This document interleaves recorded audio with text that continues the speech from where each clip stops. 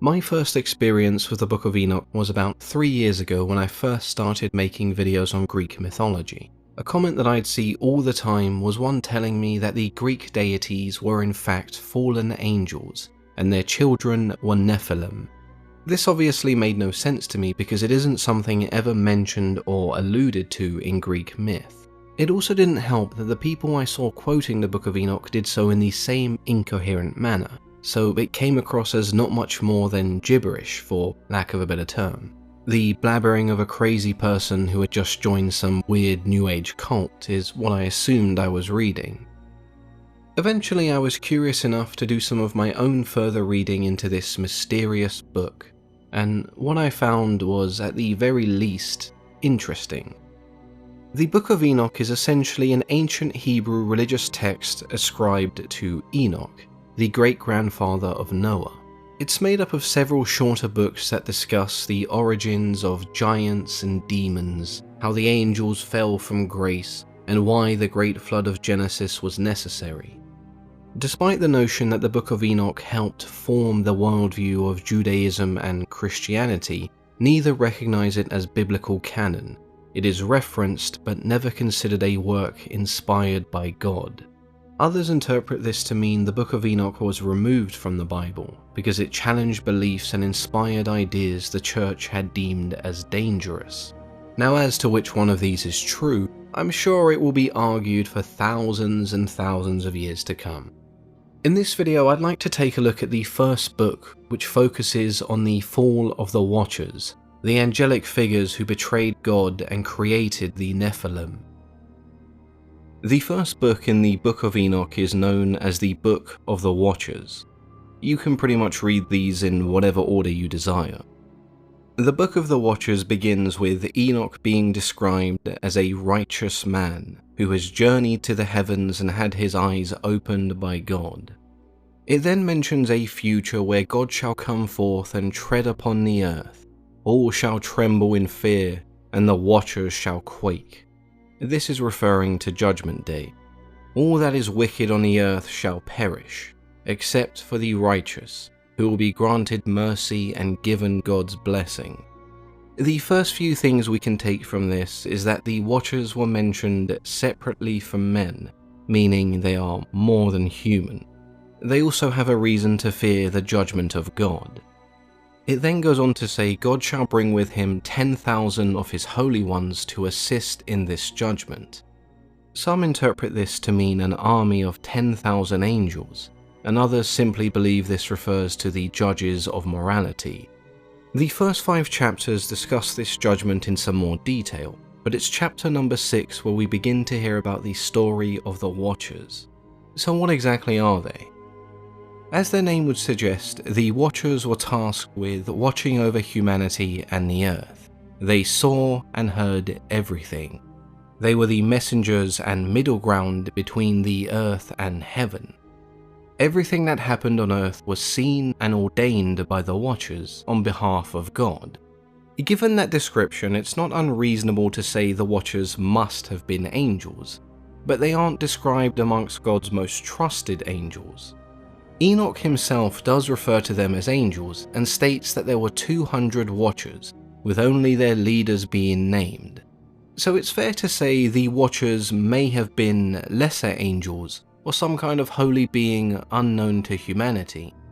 The conflict in this story begins when the Watchers abandon their duties.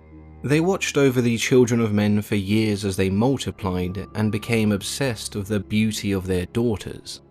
Eventually they decided it was time to descend upon the earth and take mortal wives to bear their children. The leader of the Watchers, Samyaza, feared not all would agree with this idea, and the punishment for such a sin would fall solely on him. The 10 chiefs of the Watchers all took an oath that meant they couldn't abandon this plan. The oath also bound them to one another, meaning any punishment would fall upon all of them. And so they abandoned their post and descended upon the earth, taking mortal wives.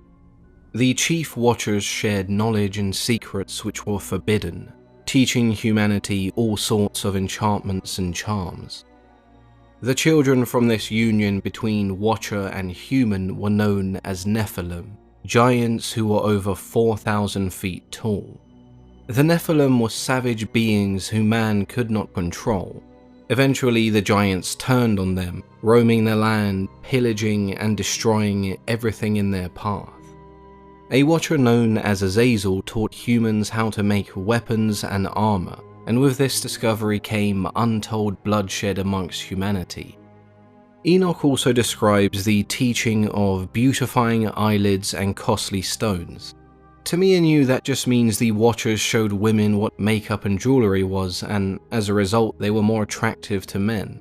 Long story short, the Watchers came to Earth and had some crazy giant children, shared some divine secrets, and encouraged behavior that was previously seen as taboo.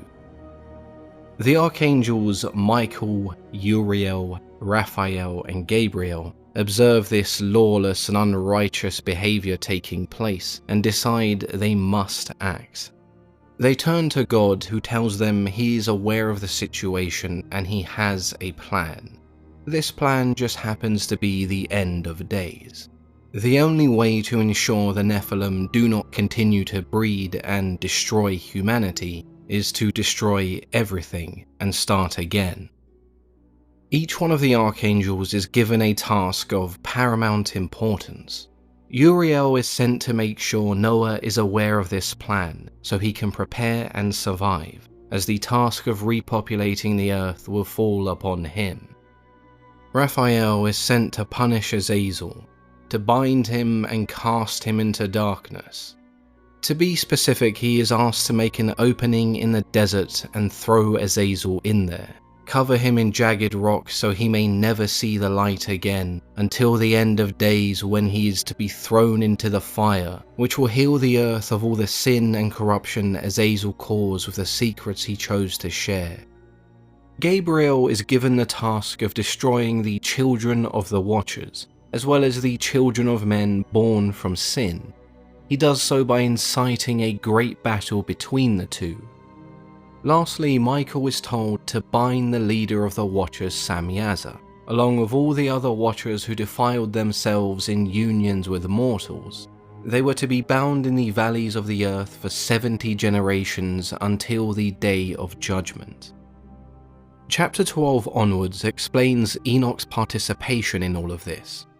It states that he was hidden from the children of men who had no idea what had happened to him. His time away was spent with the Watchers and the Holy Ones. It was now his responsibility to mediate between the Watchers and those in heaven. Enoch tells the Watchers of God's plan, and they beg and plead with him to draw up a petition. Trembling in fear, they now seek forgiveness for their actions. When Enoch falls asleep, he has a dream with God's response. The petition is denied.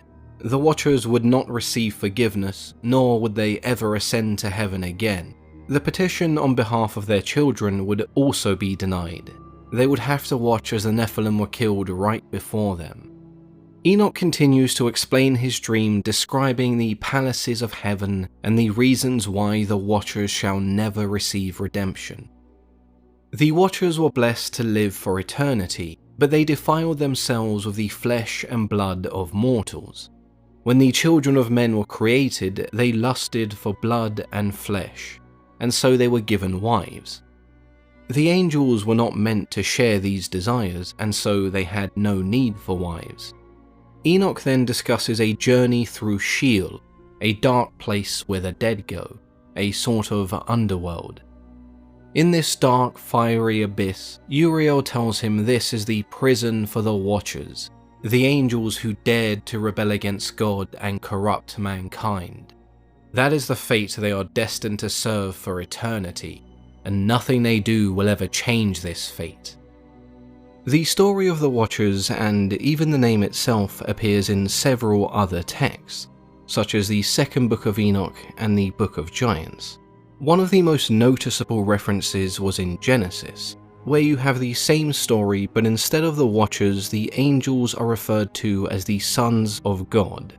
The sons of God saw how beautiful the daughters of man had become and took them as wives, However, this time their offspring was celebrated as heroes and not demonized as monsters. The rest of the Book of Enoch does mention the archangels in some more detail, and maybe we'll cover them along with the Nephilim in separate videos. Let me know if that's something you'd like to see. As we mentioned at the start of the video, it's sponsors like the Great Courses Plus that make this content possible. I'm sure at this point we're all pretty used to on-demand subscription services. Netflix, Disney Plus, and so on. The Great Courses Plus is fairly similar, but instead of feeling bad after binging 12 hours of an awful TV show out of boredom, you can be productive and learn something new. There is a vast catalogue of lectures, courses, and documentaries taught by Ivy League professors and other fascinating individuals. The topics range from finance, fitness, food, and travel to history, philosophy, science, and literature, so there should be something there to tickle everyone's fancy. You can stream the Great Courses Plus from your TV, tablet, laptop, or phone, whichever you prefer. If it's about space or dinosaurs, then I'm normally interested, but the Great Courses Plus does give me an extra resource when it comes to researching video ideas and coming up with new topics. If you enjoyed learning about the Book of Enoch, then there is an entire section devoted just to ancient religion.